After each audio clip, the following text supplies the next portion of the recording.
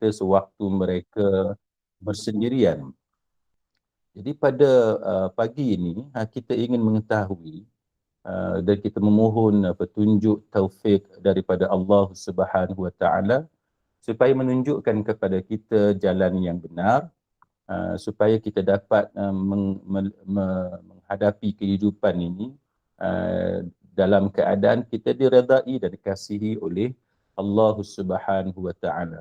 Kerana kita percaya bahawa kita sebagai manusia ini sentiasa ada kelemahan. Apatah lagi kita ni melakukan banyak dosa dan sebagainya. Maka pada pagi ini tajuk kita ialah berkenaan dengan hadis-hadis Nabi sallallahu alaihi wasallam berkaitan dengan dosa ataupun kesilapan yang manusia lakukan sewaktu mereka bersendirian. Ada dua hadis yang saya akan baca dan kita akan lihat bagaimana para ulama menghuraikan, mensyarahkan hadis-hadis ini. Yang pertamanya adalah hadis Thauban radhiyallahu anhu. Dan yang keduanya adalah hadis Abu Hurairah radhiyallahu anhu. Kenapa saya memilih dua hadis ini?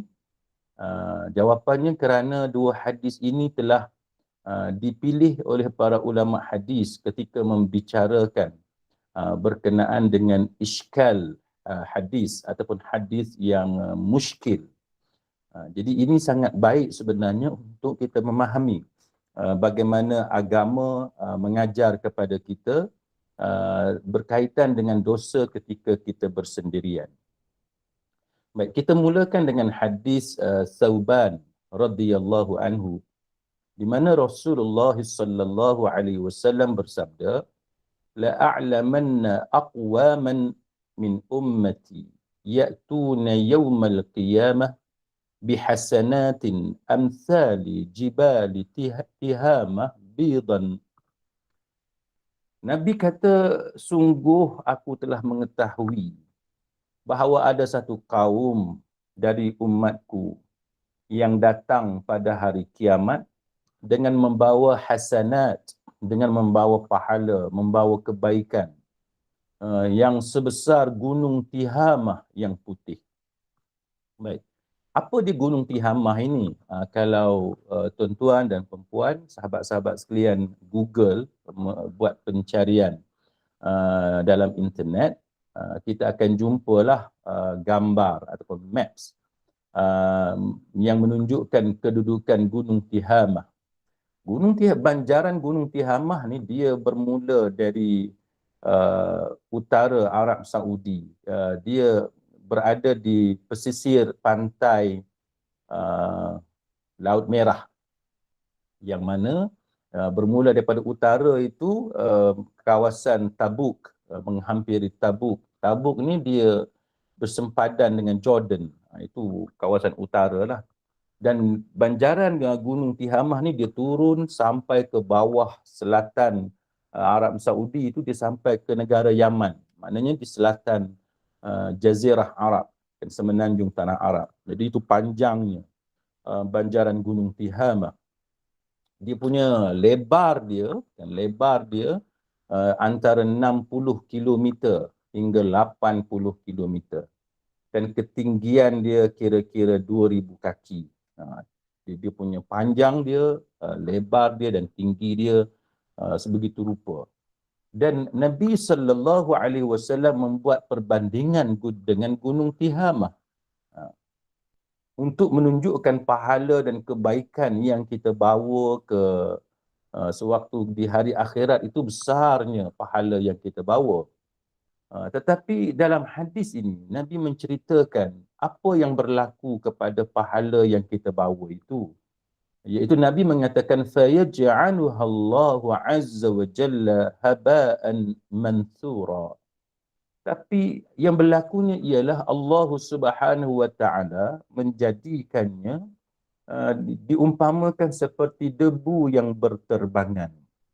Maknanya pahala yang begitu besar, kan, kebaikan-kebaikan yang banyak yang kita buat, yang Nabi umpamakan seperti banjaran Gunung Tihamah, tiba-tiba di hari akhirat dia tak berguna kepada kita.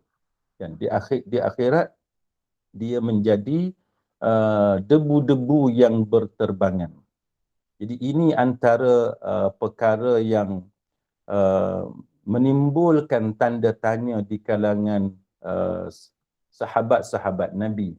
Maka sebagaimana kita juga tertanya-tanya, itulah yang berlaku kepada sahabat-sahabat Nabi seperti Thauban yang menjadi perawi kepada hadis ini. Baik. Maka Thauban pun bertanya kepada Nabi sallallahu alaihi wasallam, "Ya Rasulullah, sifhum lana, jallihim lana, alla nakuna minhum wa nahnu la na'lam." Thauban tanya kepada Nabi, "Wahai Rasulullah, sebutkanlah ciri-ciri mereka dan jelaskanlah tentang hal keadaan mereka supaya kami tidak menjadi seperti mereka tanpa kami sedari." Jadi Thauban pun nak tahulah kan, siapa dia kaum tersebut, manusia yang macam mana tu kan, apa yang keadaan yang ada kepada mereka sehingga menjadikan mereka seperti itu kan, bawa pahala yang sebegitu besar di hari akhirat, tiba-tiba dia jadi macam debu-debu yang berterbangan, sia-sia je, terbang macam tu je kan, tak boleh bagi manfaat apa pun kebaikan-kebaikan yang kita buat selama ini. Maka soalan daripada Thauban itu dijawab oleh Rasulullah sallallahu alaihi wasallam, "Ama innahum ikhwanukum wa min jildatikum wa ya'khuduna min al-lail kama ta'khudun walakinnahum aqwamun idza khalau bimaharimillah intahakuha." Nabi kata, sesungguhnya mereka adalah saudara kamu dan daripada golongan kamu. Maknanya kita, orang Islam kan, mereka ni sembahyang malam sebagaimana kamu, tetapi mereka adalah kaum yang jikalau bersendirian mereka menerkam perkara-perkara yang diharamkan oleh Allah Subhanahu wa taala. Hadis ni hadis sahih riwayat Imam Ibn Majah. Baik. Jadi apa ciri-ciri yang Nabi sallallahu alaihi wasallam ceritakan kepada Thauban sebagai respon kepada apa yang ditanya oleh Thauban itu kan? Nabi jawab, mereka ni adalah saudara kamu kan, daripada golongan kamu juga. Lepas tu ciri dia ialah mereka ni sembahyang malam kan, bukan calang-calang, sembahyang malam kan, qiyamul lail, bangun malam sembahyang. Tetapi mereka ini adalah kaum yang jikalau mereka ni duduk seorang-seorang, mereka terkam perkara-perkara dosa, menggambarkan tak sabarnya mereka ni untuk melakukan perkara maksiat. Oh, kalau depan orang baik kan, nampak solehnya dan sebagainya, tapi bila di belakang orang, mereka inilah yang buasnya dalam melakukan perkara-perkara dosa kan. Kalau kita lihat dalam soal kehidupan kita hari ini, suami isteri kan, depan isteri pijak semut pun tak mati kan, nampak baiknya, tapi belakang isteri, suami-suami ni buat je apa yang dia mahu, walaupun perkara itu dimurkai oleh Allah Subhanahu wa taala. Ada perempuan simpanan dan sebagainya, bila pergi ke luar negara, inilah peluang untuk melakukan perkara-perkara yang tidak baik dan sebagainya. Seolah-olah isteri itu sebagai Tuhan pula kan, seolah-olahnya takut kepada isteri bukannya takut kepada Allah Subhanahu wa taala. Ini sikap yang berlaku kepada sebahagian di kalangan kita. Depan mak dengan ayah baik kan, belakang mak dengan ayah dialah kepala samsingnya. Sebab tu di sekolah contohnya, kadang-kadang pelajar yang ada masalah disiplin ini, bila pihak sekolah panggil ibu bapa datang untuk berbincang tentang masalah disiplin, mak dengan ayah ni mempertahankan anak dia. Anak dia baik dekat rumah kan, tak ada masalah pun dan sebagainya. Tapi dia tidak tahu bahawa ada sebahagian anak-anak ini memang dia baik di rumah depan mak dia, ayah dia, kan, waraknya, solehnya, semayang berjemaah dan sebagainya. Tapi di belakang mak dengan ayah dia terlibat dengan masalah-masalah disiplin, kan, rokok, kan, dadah, ketum dan sebagainya, pukul orang, kan, bergaul, berkawan dengan kawan-kawan yang samsing, yang bully kawan yang lain dan sebagainya. Jadi ini antara realiti dalam kehidupan kita yang boleh berlaku kepada orang dewasa, boleh berlaku kepada remaja dan sebagainya. Mungkin dia takut ataupun dia segan ataupun dia malu kepada ahli keluarga, tetapi bila di belakang ahli keluarga ni macam-macam yang dia lakukan. Jadi berdasarkan kepada hadis Thauban ini, menunjukkan kepada kita bahawa siapa yang melakukan dosa, kan, di belakang manusia, bila dia in public dia lain, di belakang pengetahuan manusia dia lain. Dia buat dosa ketika dia bersendirian, dia suka melakukan dosa secara bersendirian. Itu saat yang ditunggu-tunggu untuk melakukan dosa. Maka gambarannya ialah Nabi sallallahu alaihi wasallam menyatakan dia bawa di hari akhirat nanti pahala kebaikan hasanat, kan, kebaikan-kebaikan yang banyak, tetapi kebaikan yang dilakukan di atas dunia itu tidak berguna untuknya, kerana Nabi umpamakan itu seperti debu-debu yang berterbangan. Ini yang pertama, yang kita perlu faham apa yang disampaikan dalam hadis ini. Tetapi hadis ini telah dibincangkan oleh para ulama kerana ia kelihatan seperti kontradik, seperti bertentangan dengan hadis yang kedua, iaitu hadis Abu Hurairah radhiyallahu anhu. Kenapa saya kata kelihatan seperti bertentangan? Kerana dalam hadis yang kedua ini dia terbalik. Dia adalah suatu keterbalikan daripada hadis Thauban yang kita baca tadi. Baik, hadis Abu Hurairah bunyinya berbeza, iaitu hadis ini terkandung dalam Sahih Bukhari dan Sahih Muslim, hadis muttafaqun alaih. Kan, bila hadis muttafaqun alaih, jadi adalah hadis fi mattafaqa alaihi syaikhan imam al-muhaddithin, hadis yang kesahihannya disepakati, autentisitinya disepakati oleh dua imam besar, dua syekh besar dalam hadis, iaitu Imam Bukhari dan Imam Muslim.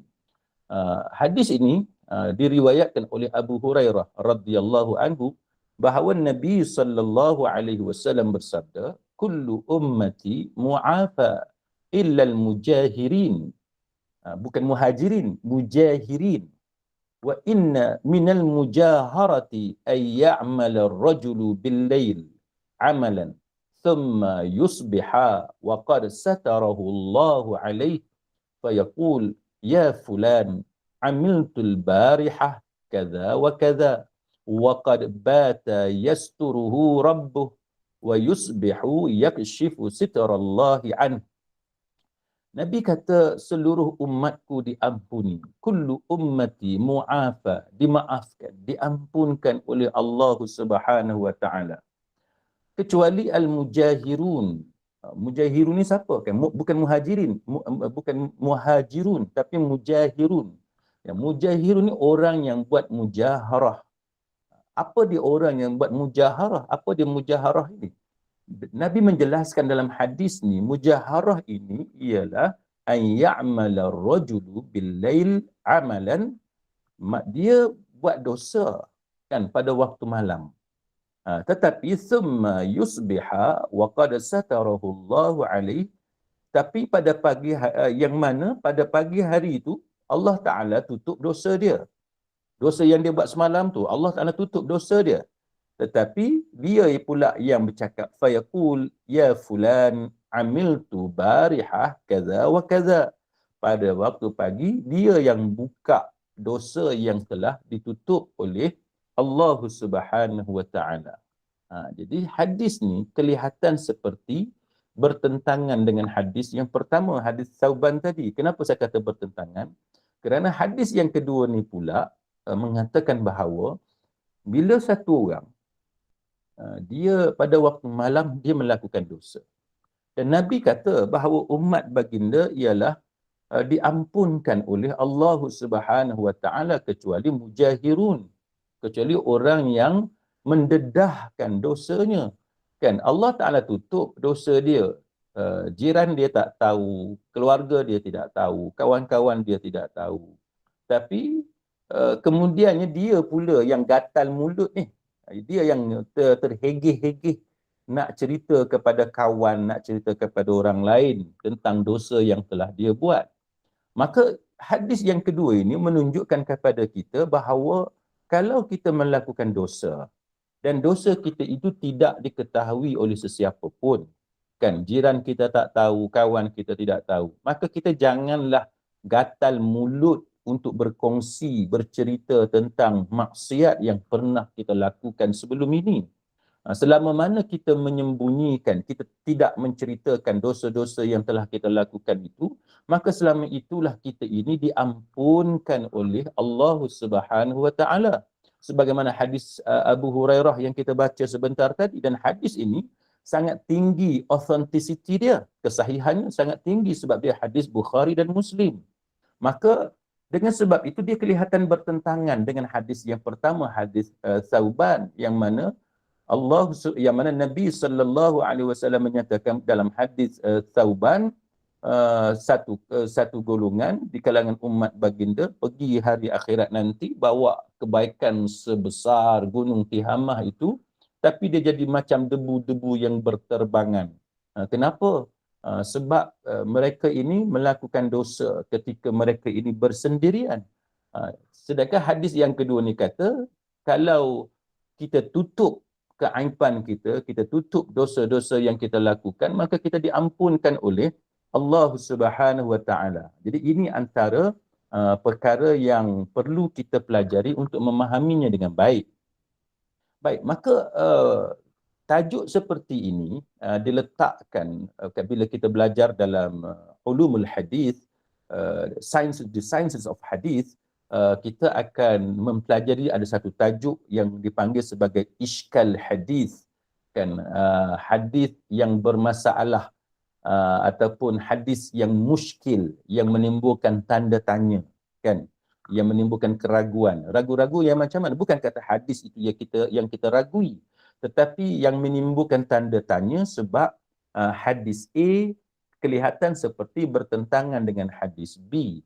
Jadi ini antara perkara yang kita akan jumpa bila kita belajar berkaitan dengan hadis-hadis Nabi sallallahu alaihi wasallam.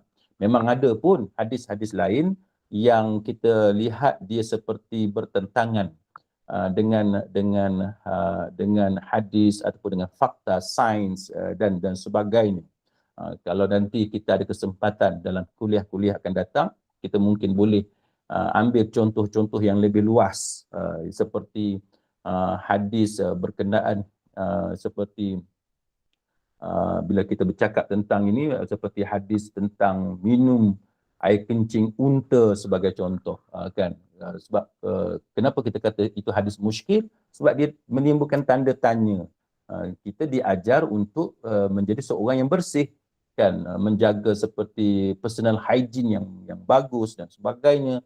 Kita tak minum, tak makan benda-benda yang memabukkan, benda yang najis, benda yang kotor. Tiba-tiba ada hadis lain pula yang menceritakan tentang minum air kencing unta. Jadi itu termasuk hadis muskil. Nanti mungkin kita akan ada kesempatan untuk membincangkan dengan lebih luas berkenaan dengan hadis-hadis muskil ataupun hadis-hadis yang menimbulkan tanda tanya kita kerana nampak ianya seperti bertentangan dengan ayat Quran, nampak seperti bertentangan dengan hadis-hadis yang lain ataupun bertentangan dengan ilmu-ilmu sains moden dan sebagainya. Tapi fokus kita pada pagi ini ialah hadis ini hadis muskil sebab hadis Thauban kelihatan bertentangan dengan hadis yang kedua, iaitu hadis Abu Hurairah. Maka bagaimana kita nak faham tentang masalah yang berlaku ini? Baik, maka para ulama berbeza pendapat di dalam mengambil pendekatan untuk memberi penjelasan tentang perbezaan yang berlaku di antara hadis Thauban dengan hadis Abu Hurairah. Contoh yang pertamanya ialah ada di kalangan para ulama yang mengatakan bahawa hadis tauban itu tidak sahih. Walaupun ada ulama yang mensahihkan hadis itu, tapi ada ulama yang mendaifkan hadis tauban.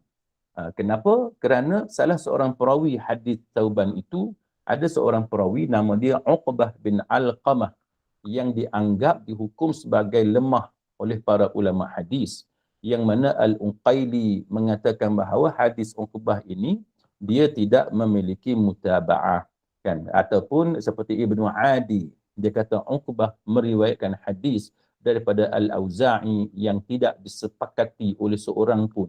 Jadi dia seorang je yang bawa hadis tu, orang lain tidak setuju, kan, tidak sepakat dengan apa yang dia riwayatkan. Jadi itu antara alasan yang diberikan oleh para ulama. Selain daripada itu, ada juga ulama yang mengatakan bahawa hadis Thauban ini dihukum sebagai hadis mungkar, mana tak boleh dijadikan hujjah. Kerana dalam Islam, kita buat dosa, kan, katalah kita ada buat dosa. Dosa kita dosa apa? Dosa kita ada mengumpat, kan, dosa kita ada melakukan seperti penipuan, mencuri, naudzubillah, kan. Tapi itu sekadar contoh. Tetapi kerana dalam prinsip agama Islam kita buat dosa, banyak dosa ni, tapi dia tidak membatalkan pahala-pahala yang kita buat, kan, tidak menggugurkan pahala kita. Malah kebaikan yang kita buat itulah kemudiannya yang akan membersihkan dosa-dosa yang kita buat. Sebab itu kita beriman dengan yaumul qiyamah, dengan hari kiamat, hari akhirat. Kita tahu bahawa nanti kita jumpa dengan satu peringkat yang dipanggil sebagai al-mizan, timbang, kan. Timbangan, satu timbangan untuk timbang kebaikan kita, pahala kita dan sebagainya. Satu lagi timbangan itu dia akan timbang dosa kita, maksiat yang kita buat. Lihat yang mana lebih berat. Maka siapa yang timbangan amalan kebaikan dia itu lebih berat, maka dia dimasukkan ke dalam syurga oleh Allah Subhanahu Wa Taala. Dosa yang kita buat, walaupun dosa itu dosa bersendirian, kita berada dalam bilik seorang-seorang, dalam rumah, dalam hotel seorang-seorang, orang tak tahu kita buat dosa-dosa yang tertentu, maka Allah Subhanahu Wa Taala tidaklah menghukum kita sampai membatalkan kesemua pahala-pahala qiyamul lail, baca Quran, kita sembahyang, kita kebaikan, kita derma, sedekah yang kita buat selama ini. Jadi itu yang disepakati oleh para ulama. Maka kerana itu para ulama hadis dalam isu berkaitan dengan hadis Thauban itu, mereka mengatakan bahawa hadis ini hadis yang mungkar, kan, hadis yang lemah, yang tak boleh dipertahankan kekuatan hujah aja. Maknanya tidak ada hujahnya, tidak kuat, tidak boleh dijadikan sebagai hujah. Itu yang pertama. Maksudnya walaupun kita ada melakukan dosa tertentu yang orang lain tidak tahu dan sebagainya, tetapi ianya tidaklah membatalkan pahala-pahala kita lain yang banyak. Jadi itu yang pertamanya. Yang keduanya, sebahagian ulama hadis mengatakan bahawa kenapa pahala-pahala yang banyak itu yang diumpamakan oleh Nabi seperti banjaran Gunung Tihamah itu jadi macam debu-debu yang berterbangan. Mereka memberikan jawapan yang pada kiraan saya ini jawapan yang lebih baik, yang lebih tepat. Iaitu hadis Thauban itu menceritakan berkenaan dengan kaum munafik. Ya, kaum munafik. Sedangkan hadis Abu Hurairah, dia sebenarnya lebih menjurus tentang orang-orang mukmin. Maksudnya ialah hadis Thauban itu dia pasal orang munafik. Munafik ni kan dia berpura-pura, kan. Depan kita, kalau ada program sembahyang, qiyamul lail ke apa, dia adalah sekali, kan. Kalau ada program apa-apa, dia tunjukkan muka dia. Dia nampak, malah kadang-kadang dia lebih baik daripada kita pun. Dan memang ada kaum munafikin pada zaman Rasulullah sallallahu alaihi wasallam sampai hari ini, sampai hari kiamat pun. Maka kaum munafik ni dia berlakon, kan, dia pura-pura sahaja tunjuk dia itu Islam, dia itu baik. Tapi di belakang orang terserlah hakikat sebenar tentang dirinya. Itu golongan munafik. Maka sebab itu dia lebih tepat, kan, untuk kita mengatakan bahawa sebagaimana yang disebut oleh Nabi sallallahu alaihi wasallam, buat baik banyak mana sekalipun, di hari akhirat, dia tak ada pahala yang akan memberi manfaat kepadanya. Dia akan jadi macam yang Nabi sebut, seperti debu-debu yang berterbangan. Kan? Itu orang munafik sebab dia menyembunyikan kekufurannya. Dia tidak beriman kepada Allah pun. Maka walaupun banyak mana sekalipun amal kebaikan yang dia lakukan, itu tidak memberikan sedikit pun manfaat kepadanya. Itu realiti yang sebenarnya. Maka itu hadis Thauban itu lebih menjurus ataupun berkenaan dengan kaum munafik, orang yang hipokrit, kan, yang sebenarnya tidak beriman kepada Allah dan Rasul. Baik, manakala seperti pendapat yang ketiganya yang disebut oleh para ulama ialah apa yang disebut oleh Nabi sallallahu alaihi wasallam itu ialah bukan berarti kita duduk dalam rumah sahaja, kan, bukan berarti kita duduk seorang-seorang, tetapi walaupun kita dengan kawan kita sekalipun, tapi kita ada geng kita sendiri, kan. Bukan bermaksud hadis Thauban itu kita bersendirian dalam bilik semata-mata, kan, walaupun itu termasuk, tetapi dia bukan terhad setakat itu.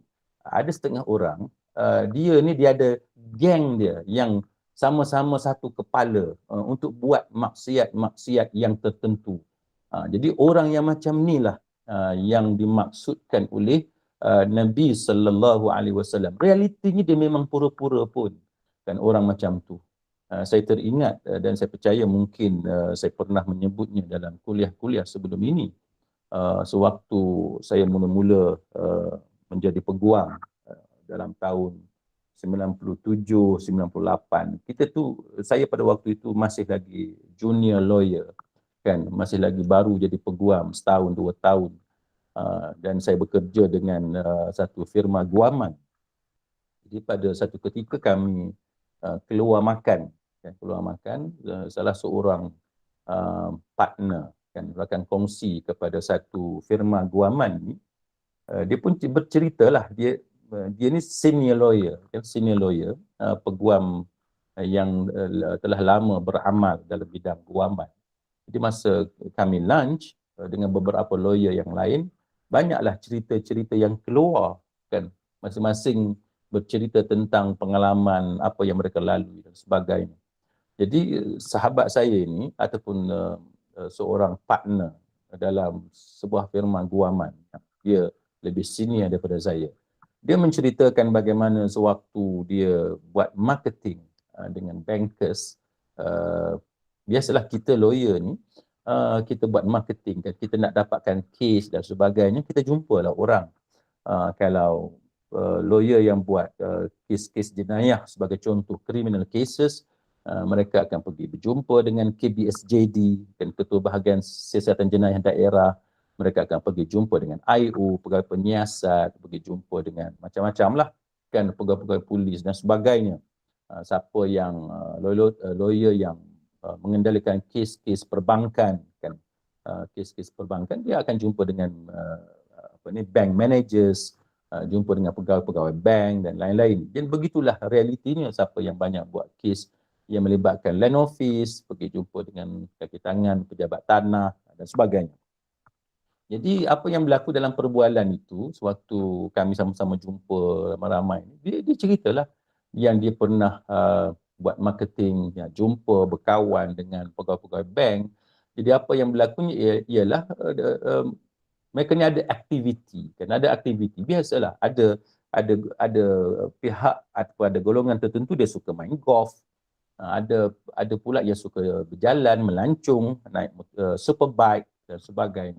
Jadi dia menceritakan bagaimana dia pergi ke Thailand, kan, menyeberangi sempadan, dan apa yang dia buat ialah mereka apa kita kata, dia menyebut tentang dia melakukan perkara-perkara maksiat lah, perkara maksiat sewaktu mereka berada di Thailand. Jadi saya tak tahu pun cerita itu, dan kawan saya yang lain juga tidak tahu pun bahawa dia melakukan perkara tersebut. Tetapi dia pula yang gatal mulut nak bercerita tentang dosa-dosa lampau yang pernah dia lakukan. Jadi ini termasuk dalam larangan Nabi sallallahu alaihi wasallam kepada kita supaya kita tahan mulut kita tu, kan, jangan mudah sangat untuk membuka pekung di dada kita. Jangan kita buka aib kita. Allah Taala telah menutup keaiban kita. Kenapa kita pula yang gatal mulut, tak sabar nak menceritakan tentang dosa-dosa yang pernah kita lakukan? Tak kiralah dosa tu semalam ke, dosa tu minggu lepas ke, 10 tahun yang lalu ke, kenapa? Kan, let bygone be bygone. Kan, biarlah yang lepas itu lepas dan kita bertaubat kepada Allah Subhanahu wa taala. Saya teringat apa yang pernah ditanya kepada seorang ulama di Mesir yang bernama Syekh Atiyah Saqar. Kan, Syekh Atiyah Saqar pernah ditanya dalam salah satu fatwanya, dia menjawab satu soalan. Kan, ada seorang perempuan ini, dia pernah terlanjur dengan teman lelakinya. Maka dia pun rasa bersalah, kan, dia bertaubat kepada Allah Subhanahu wa taala dan kemudian dia nak kahwin, kan, dia nak kahwin. So bila dia nak kahwin, dia teringat dosa-dosa lampau yang pernah dia lakukan. Maka dia terfikir, apakah perlu dia berlaku jujur kepada bakal suaminya dengan menceritakan segala-galanya, bahawa dia tidak lagi virgin, kan, dia tidak lagi seperti anak dara yang lain dan seumpamanya. Maka si wanita ini bertanya kepada Syekh Atiyah Saqar tentang apakah perlunya dia berlaku jujur kepada bakal suaminya dengan menceritakan apa yang pernah dia lakukan sewaktu zaman dia muda dahulu, sewaktu dia single, kan, sebelum berkahwin itu. Maka sahabat-sahabat sekalian, apa jawapan yang diberikan oleh Syekh Atiyah Saqar kepada soalan perempuan itu? Kan, Syekh Atiyah Saqar mengatakan bahawa tidak ada kewajipan kepada wanita itu untuk mendedahkan dosa-dosa lampau yang pernah dia lakukan. Dan Syekh Atiyah Saqar memetik hadis yang kita baca tadi, hadis Abu Hurairah, kan, hadis yang kedua itu.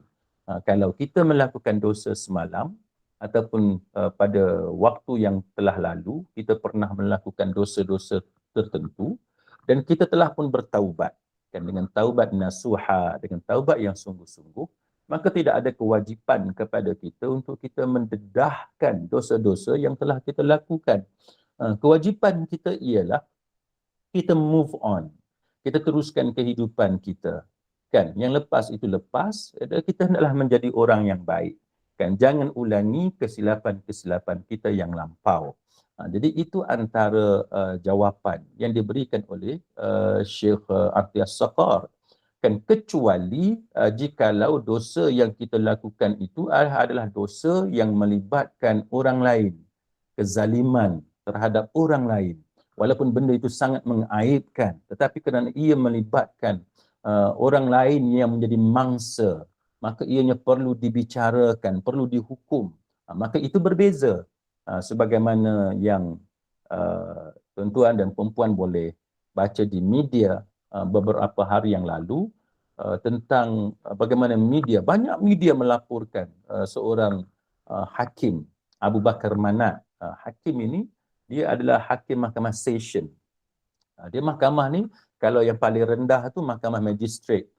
Magistrate ini ialah hakim-hakim yang baru lulus fakulti undang-undang, baru mula join perkhidmatan perundangan dan kehakiman ni, mereka akan bermula dengan jadi magistrate.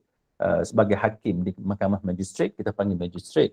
Bila dah lama dah bekerja sebagai magistrate di mahkamah magistrate, dia akan naik pangkat lah, tengoklah, kan. Bila naik pangkat seterusnya, contohnya hakim mahkamah session. Jadi mahkamah session ni di tengah-tengah.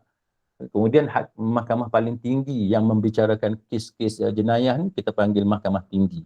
Kemudian selepas tu dia adalah yang lain, mahkamah rayuan, mahkamah persekutuan. Tapi yang membicarakan kes-kes jenayah ini tiga peringkat, magistrate, session dengan mahkamah tinggi. Jadi kes-kes rogol ni, section 376 ni, dia dibicarakan di mahkamah session. Jadi media melaporkan beberapa hari yang lalu bagaimana Abu Bakar Manat yang merupakan hakim Mahkamah Session, dia menangis. Dia menangis apabila fakta kes tersebut dibacakan. Dia menangis. Kenapa? Kerana tertuduh dalam kes itu adalah seorang ayah kan yang merogol anaknya sendiri yang berusia 14 tahun. Jadi itu menyebabkan hakim tidak dapat menahan air mata dia menangis. Jadi dalam kes yang macam ni, sudah tentulah kita tak boleh sembunyikan, kan perlu diambil tindakan. Dan si bapa tadi mengaku salah, maka dia dihukum penjara yang jumlah semua sekalinya 72 tahun dan dikenakan rotan. Jadi ini antara contoh benda yang berlaku dan hakim sebut dalam mahkamah itu, dia kata kamu sebagai bapa sepatutnya kamulah yang menjadi wira dalam membela keluarga kamu, tetapi sebaliknya berlaku kamu pula yang mengambil kesempatan menzalimi anak kamu sendiri. Jadi ini antara perkara yang kita tak boleh diamkan. Tapi realiti di mahkamah ini, tuan-tuan, puan-puan, sahabat-sahabat sekalian, realiti saya sendiri pun pernah mengendalikan kes seperti ini. Kan, seorang anak perempuan yang diperkosa oleh bapanya. Tetapi bila sampai di mahkamah, pelajar ini yang masih lagi sekolah rendah mengatakan bahawa ayahnya tak melakukan apa-apa. Dan terkejut, hakim pun terkejut, pegawai pendakwa DPP, Timbalan Pendakwa Raya pun terkejut. Sedangkan report polisnya, laporan kaunselingnya, guru sekolah dan semua mengatakan bahawa dia telah membuat aduan tentang jenayah yang dilakukan oleh bapanya ke atas dirinya. Tetapi dia ketika dalam mahkamah dia mengatakan bahawa bapanya tak melakukan apa-apa.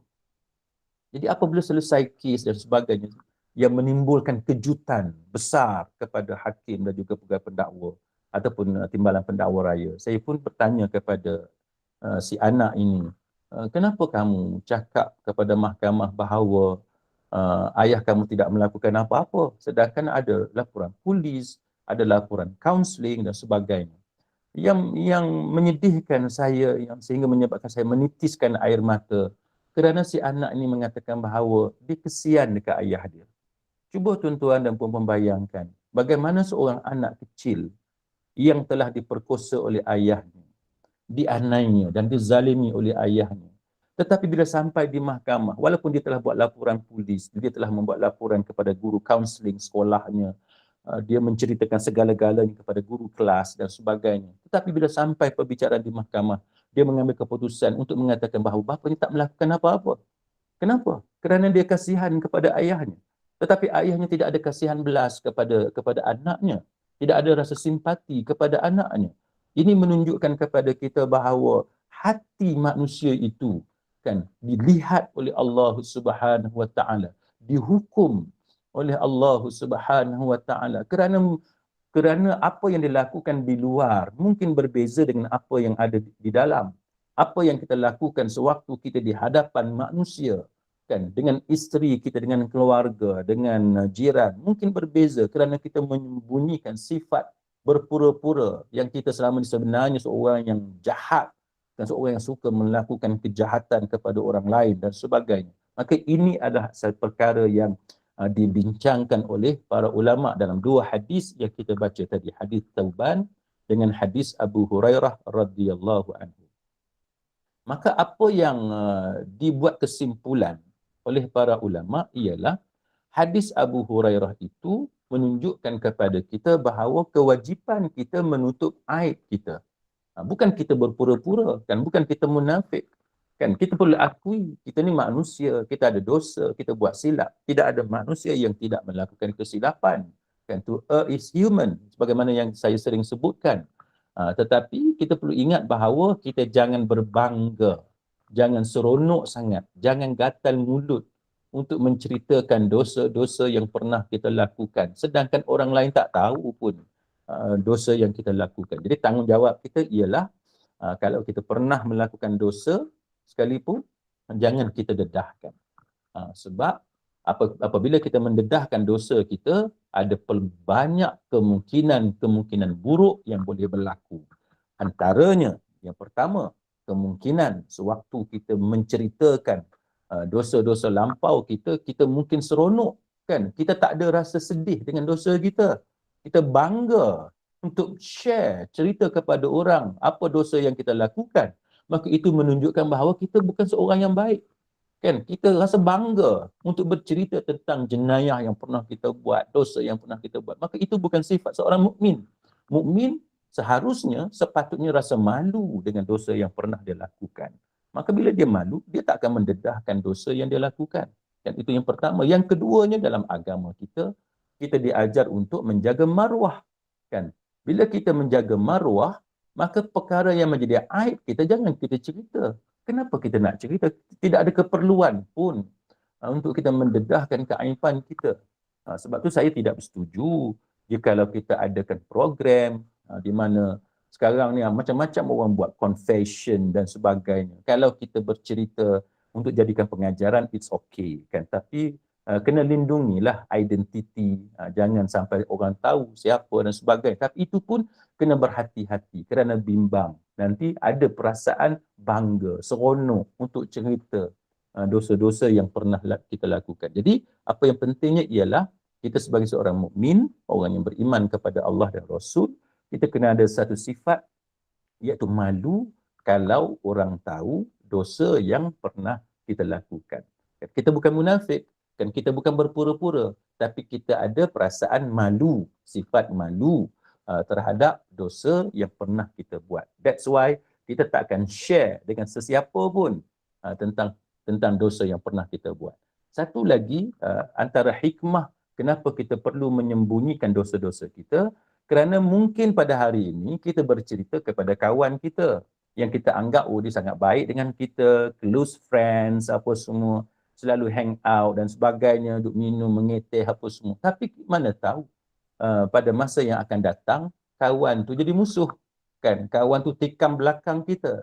Cerita tentang backstabbing, ya, tikam belakang yang dilakukan oleh kawan-kawan sendiri. Colleagues di pejabat, jiran tetangga di kawasan perumahan kita, kawan baik kita yang kita selalu keluar minum dan sebagainya. Kita biasa mendengar bagaimana golongan inilah yang kemudiannya backstab, kan, tikam belakang kita, kemudiannya menggunakan cerita-cerita kita tadi untuk menyerang kita semula.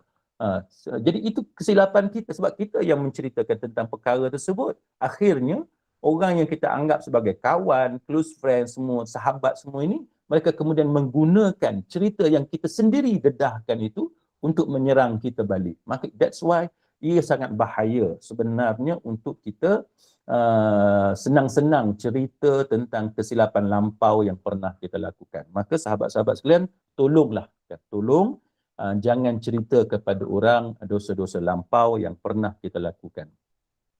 Baik. Kemudian yang keempatnya, para ulama mengatakan bahawa hadis pertama yang saya baca itu, hadis Thauban itu sebenarnya merujuk kepada orang yang melampaui batas, kan. Sebab tu dalam perenggan akhir hadis Thauban itu disebut tentang dia akan menerkam, kan, bila dia bersendirian, dia bersunyian, bukan depan khalayak ramai, dia menerkam melakukan maksiat. Itu menunjukkan bahawa dia seorang yang melampaui batas, sebagaimana iblis dengan Nabi Adam alaihissalam. Nabi Adam alaihissalam melakukan kesilapan, iblis juga melakukan kesilapan. Tapi Dr. Yusuf Al-Qaradawi rahimahullahu taala dalam kitabnya Fiqhul Awlawiyat, dalam Fiqh of Priorities, dia menceritakan perbezaan di antara maksiat yang dilakukan oleh Nabi Adam alaihissalam dengan maksiat yang dilakukan oleh iblis. Sepatutnya sama saja iblis dengan Nabi Adam. Tapi kenapa iblis Allah Ta'ala layan dia, hukum dia lain? Kenapa Allah Ta'ala melayan Nabi Adam alaihissalam lain? Jawapannya kerana nature dan bagaimana reaksi Nabi Adam alaihissalam berbeza dengan hal keadaan dan juga reaksi iblis apabila kedua-duanya melakukan kesalahan. Nabi Adam alaihissalam dia tidak menerkam, dengan istilah dia tidak begitu begitu melampau dalam melakukan maksiat. Walaupun Allah Ta'ala menyebut wa asa Adam rabbah, telah derhaka, telah melakukan maksiat Nabi Adam alaihissalam, kan, sebab mendekati pokok khuldi itu. Tetapi Allah Ta'ala menyebut fanasiya walam najid lahu azma, dia lupa dan dia tidak ada keazaman yang kuat. That's why Nabi Adam alaihissalam, bila dia menyedari dia telah melakukan kesilapan alaihissalam, Nabi Adam telah berdoa dengan doa yang masyhur yang kita semua baca berdasarkan ayat Quran, kan, iaitu Rabbana zalamna anfusana, wahai Tuhan kami telah menzalimi, menganiayai diri kami sendiri. Wa illam taghfir lana wa tarhamna, jika sekiranya engkau tidak mengampuni kami dan tidak mengasihani kami, lanakunanna minal khasirin, nescaya kami akan jadi orang yang rugi.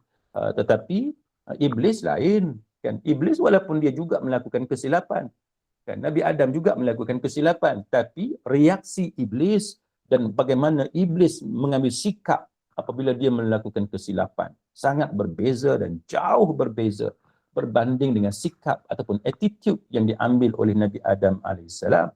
Iblis bila dia enggan patuh kepada perintah Allah, kan, dia enggan sujud itu, maka apa yang berlaku? Aba, kan, dia enggan, itu yang pertama. Wastakbara, bukan setakat dia enggan, sepatutnya dia enggan, dia kembali bertaubat kepada Allah. Tapi tidak, wastakbara, dia takabbur, dia sombong, angkuh. Wa kana minal kafirin. Yang ni yang paling bahaya. Dan dia jadi golongan yang kafir. Dan dia berkeras tetap dengan kesilapan dia. Dia tidak mau U-turn, tidak mau kembali ke pangkal jalan. Maka that's why Allah Subhanahu wa taala melaknati dan mengutuk iblis ini sehingga hari kiamat, dan kita tahu apa yang berlaku kepada iblis. Maka sebab itu saudara-saudari, sahabat-sahabat sekalian, apa yang boleh kita ambil kesimpulannya ialah sebagaimana yang disebut oleh ulama seperti Syekh Muhammad bin Mukhtar Asy-Syinkiti. Dia kata hadis ini menunjukkan bahawa pentingnya kita ni jangan meremehkan dosa, kan, jangan pandang mudah, jangan take for granted. Kita kena ambil berat, kan, kena ambil berat. Kita jangan bermudah-mudah dengan dosa. Take it seriously, tengok betul-betul, jaga sungguh-sungguh, jangan sampai orang lain tahu. Dan pada masa yang sama kita jangan jadi orang yang menerkam, bila ada peluang nak buat maksiat ni buat sungguh-sungguh, dan kita pertahankan maksiat kita itu tak boleh. Dan itu adalah sifat-sifat sebagaimana yang disebut tadi, sehingga boleh menyebabkan pahala yang kita ada pun jadi sia-sia sebab kita takabburnya, sombong dan sebagainya, ada sifat munafik. Na'udzubillah. Maka sekadar itu, sahabat-sahabat sekalian, maka marilah kita menjadi orang yang menjaga maruah kita, walaupun kita memang banyak dosa, tapi pandai-pandailah dalam menjaga maruah. Kita jangan jujur tidak bertempat. Jujur tidak bertempat. Dengan orang tu kita nak bercerita, dengan orang ni kita nak bagi tahu tentang dosa-dosa kita, tak payahlah. Cukup memadai hanya kita dengan Allah Subhanahu wa taala. Moga-moga Allah Taala ampunkan semua dosa-dosa kita tadi. Maka saya kembalikan kepada Puan Ainun untuk seterusnya. Terima kasih Ustaz. Okey, kita buka soalan lah, satu dua soalan ke untuk bertanya sebalik kemusykilan. Silakan.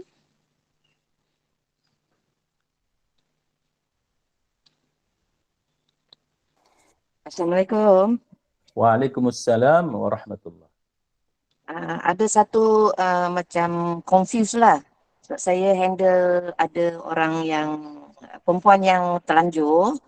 Jadi dia nak kahwin. Dia cakap, dia tanya dengan ustaz ni lain-lain jawapan, jadi konflik lah. Di mana satu ustaz kata kena jujur sebelum kahwin ni, dan dasar perkahwinan mesti ada kejujuran. Jadi kena cerita dengan bakal suami dia, dia dah terlanjur, pernah terlanjur. Tapi ustaz lain pula kata kena simpan aib tu. Jadi dia confused. Saya pun tak tahu nak cakap apa. Macam mana nak nasihat dia, ustaz? Baik, wallahu alam. Memang perkara seperti ini ada perbezaan sudah tentunya. Dan saya pun faham bahawa bila kita tanya guru agama ataupun ustaz yang pertama, dia mungkin jawab dengan jawapan bahawa kita wajib bagi tahu, kena jujur. Mungkin soalan bila kita bertanya kepada ustaz ataupun guru agama yang kedua, dia akan jawab dengan jawapan seperti Syekh Atiyah Saqar. Jadi apa yang saya ingin kongsinya ialah kita boleh faham bahawa akan berlaku perbezaan pendapat dalam soalan seperti ini. Tetapi saya lebih cenderung supaya kita mengambil kira dan menggunakan pendapat yang saya sebut tadi, itu pendapat Syekh Atiyah Saqar dan juga Dr. Yusuf Al-Qaradawi dan sebagainya. Yang mana bila kita sudah pun bertaubat kepada Allah Subhanahu Wa Taala dan kita pun tak mau dah kan buka cerita lama. Baik, sekarang ni bila kita mendedahkan dosa kita yang lampau, kita telah terlanjur. Adakah kita yakin bahawa bakal suami kita itu adalah orang yang soleh, dia boleh menerima kita seadanya, ataupun dia hanya memandang aib kita, sedangkan aib dia sendiri dia tak peduli pun. Kan, berapa banyak kita sudah tahu dalam masyarakat kita hari ini, kadang-kadang masyarakat juga bersikap tidak adil. Kan? Kalau pengantin perempuan perlu dipastikan suci dan sebagainya, perlu cerita segala-galanya. Tetapi yang lelaki ni, tak ada pun orang petikai dia teruna ke tidak, dia hidup dia sembunyi macam mana, dia ada girlfriend banyak mana, tak ada pun. Ini adalah sikap yang tidak adil yang berlaku dalam masyarakat kita pada hari ini. Itu adalah realitinya. Sebab itu para ulama yang sependapat dengan Syekh Atiyah Saqar, dengan Dr. Yusuf Al-Qaradawi dan sebagainya, mereka mengatakan bahawa kita ni seorang manusia dan kita tahu bahawa kita tidak dapat bertahan. Sebagai contoh, kalau kita dedahkan dosa-dosa kita yang lampau, si suami akan mengungkit. Ini kemungkinan yang seringkali berlaku. Bila bergaduh nanti, engkau tu bukan baik sangat pun. Kan, engkau tu dulu macam mana sebagai contoh. Tidakkah ini akan menyakitkan hati seorang isteri? Sedangkan isteri itu telah bertaubat dengan taubat nasuha, dengan taubat yang sungguh-sungguh, dan tidak ada siapa pun yang boleh bagi garanti ataupun jaminan yang si suami tadi tidak akan mengungkit keburukan yang pernah dilakukan oleh si isteri. Sedangkan si suami pun bukannya Umar Khattab, suami tadi bukannya Abu Bakar Siddiq, bukannya Nabi kita Muhammad sallallahu alaihi wasallam. Malah yang kita bimbang, takutnya si suami itu jauh lebih jahat ataupun jauh lebih banyak dosa berbanding dengan isteri yang konon-kononnya ingin berlaku jujur, ingin ikhlas, ingin menceritakan segala-galanya kepada suami. Maka sebab itu saya lebih cenderung kepada fatwa-fatwa seperti yang saya sebut tadi, seperti Syekh Atiyah Saqar dan sebagainya. Sebab realitinya tak adalah. Kan, kita mengatakan bahawa suami kita baik, dia jujur, dia akan simpan rahsia kita. Apa yang sering kali berlakunya ialah yang kita paling takuti, suami tadi akan menjadikan itu sebagai senjata untuk menyakitkan hati si isteri jikalau berlaku perbalahan dalam rumah tangga. Dan kita tahu bahawa bila kita ada rumah tangga, perbalahan, pergeseran, perselisihan faham itu sering kali berlaku. Tidak ada siapa pun yang boleh mendabik dada bahawa rumah tangganya tidak pernah berlaku pergeseran, tak ada. Semua akan melalui pengalaman-pengalaman tersebut. Jadi jawapan saya, lebih baik kita memilih jalan merahsiakan dosa-dosa lampau dengan syarat kita taubat dengan taubat nasuha. Jangan pula kita ambil peluang simpan rahsia kita tapi kita masih meneruskan perbuatan tidak baik tersebut. Yang itu tak bolehlah. Wallahu a'lam. Assalamualaikum Ustaz. Waalaikumsalam warahmatullahi. Kak Jan nak take the issue further kan. Kalau katalah kita tak cerita tapi suami kita dapat tahu sendiri. Nanti dia kata kita bohong kat dia pula. So dia mungkin ada macam adverse punya consequences lah kan. Itu macam mana? Baik. Wallahu a'lam. Untuk pengetahuan semua, kita buat apa sahaja dia tetap ada risiko, kan? Apa yang kita buat semua ada risiko. Hatta kita makan ubat pun ada risiko. Cuma kita nak kena buat ukuran. Risiko itu tinggi atau bagaimana, kan? Jadi dalam kebanyakan kes, dosa-dosa seperti itu, risiko untuk dia terdedah itu hanya boleh berlaku kalau kita sendiri yang cerita. Kan, jaranglah kalau kita nak jumpa bekas boyfriend akan pergi cerita kepada suami kita. Itu very slim pada pendapat saya lah, very slim. Saya hampir 30 tahun kan sebagai peguam dan menceburkan diri dalam bidang ini. Itu perkara yang sangat rare, payahlah nak berlaku. Walaupun ada, saya tak menafikan. Yang kebanyakan keadaannya ialah kerana kita sendiri yang mendedahkan. Jadi itu jawapan saya. Risiko itu tetap ada, tetapi kita perlu mengambil risiko yang paling minimum, yang paling sedikit. Maka yang paling sedikit ini jangan cerita. Kalau kita cerita, maka itu sudah ada di depan mata. Maka bila dia nak berlaku adverse effect dan sebagainya itu, consequences itu, maka dia boleh berlaku, kita tak nafikan. Tetapi sebagaimana yang kita pelajari dalam kita bertawakal kepada Allah Ta'ala, kita diajar فَإِذَا عَزَمْتَ فَتَوَكَّلْ عَلَى اللَّهِ. إِذَا عَزَمْتَ, bila kita dah berazam, kita dah buat keputusan, kita macam mana, فَتَوَكَّلْ عَلَى اللَّهِ, kan kita bertawakal, kita serah kepada Allah Ta'ala, kita baik sangka Allah Ta'ala akan melindungi maruah kita, akan menjaga rumah tangga kita dengan sebaik-baiknya insya-Allah. Wallahu a'lam. Okey, satu soalan dari Puan Iksum. Ustaz, jika kita betul-betul ingin luahkan ceritakan perbuatan dosa kita kepada kawan yang kita percayai selain Allah untuk lepaskan perasaan beban dosa tu pada diri sendiri, itu bagaimana? Baik, wallahu alam, memang kita manusia ini kita perlukan seseorang kan untuk kita lepaskan apa yang ada dalam diri kita. Tetapi perkara yang lebih baik ialah kita melepaskan apa yang terbuku dalam diri kita itu hanya kepada Allah Subhanahu wa taala. Kan itu yang paling baik. Sebab bila kita meluahkan segala-galanya sewaktu di waktu malam, kita berqiyamul lail, kita berdoa, kita meluahkan segala-galanya kepada Allah, kita akan rasa rilis. Bertanyalah kepada sesiapa yang pernah bermunajat dengan Allah, kan dia berbicara, dia bercakap kepada Allah, meluahkan kepada Allah Ta'ala.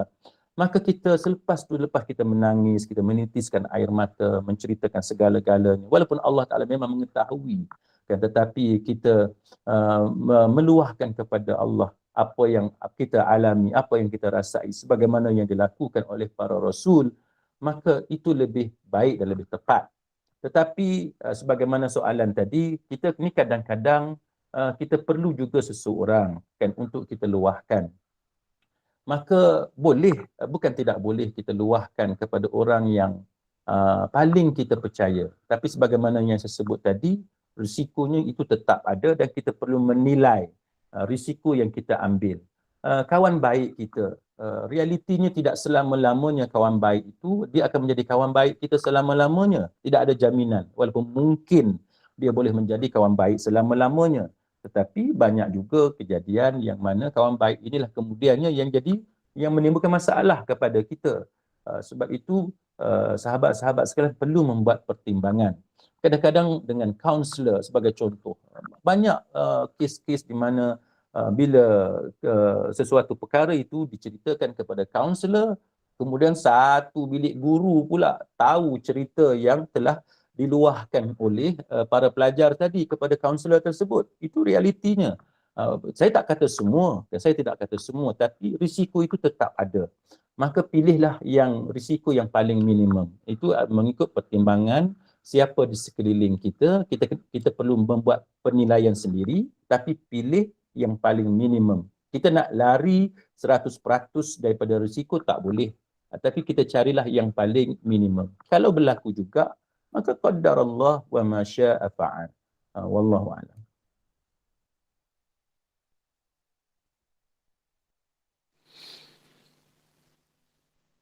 Okey, rasanya setakat itu saja saya. Jazakallahu khairan kepada Ustaz Dr. Ahmad Jalani atas perkongsian ilmu ini, dan yang mana dosa ketika bersendirian ini merosakkan hati sehingga tidak terasa terkesan dengan ketaatan dan tiada rasa kelazatan untuk beribadah, dan perbuatan ini juga akan memberi kesan buruk kepada akal sehingga yang mana akal ini tidak dapat membezakan antara yang hak dengan yang batil, dan hasilnya ternyata di akhirat nanti ketika mana perkara yang disembunyikan daripada pandangan manusia tu akan dibongkarkan kelak di sana. Dan mudah-mudahan dapat menjadi tambahan ilmu buat kita semua pada pagi ini, dan semoga ini memberi kefahaman dan manfaat bagi kita semua. Dan Ustaz, kita tutup dulu, tangguhkan dulu dengan majlis dengan tasbih kafarah dan surah Al-Asr. Silakan Ustaz. Baik, marilah kita berdoa kepada Allah. Allahumma inna nas'aluka ilman nafi'a wa rizqan tayyiba wa amalan mutaqabbala. Ya Allah, sesungguhnya kami pohon kepada Engkau ilmu yang bermanfaat, rezeki yang baik dan amalan yang diterima oleh-Mu. Marilah kita akhiri dengan tasbih kafarah dan surah Al-Asr. Subhanakallahumma wa bihamdik أشهد أن لا إله إلا أنت أستغفرك وأتوب إليك. أعوذ بالله من الشيطان الرجيم. بسم الله الرحمن الرحيم. والعصر إن الإنسان لفي خسر إلا الذين آمنوا وعملوا الصالحات وتواصوا بالحق وتواصوا بالصبر. Terima kasih. Wabillahi taufiq wal hidayah. Wassalamualaikum warahmatullahi wabarakatuh. Waalaikumsalam warahmatullahi wabarakatuh.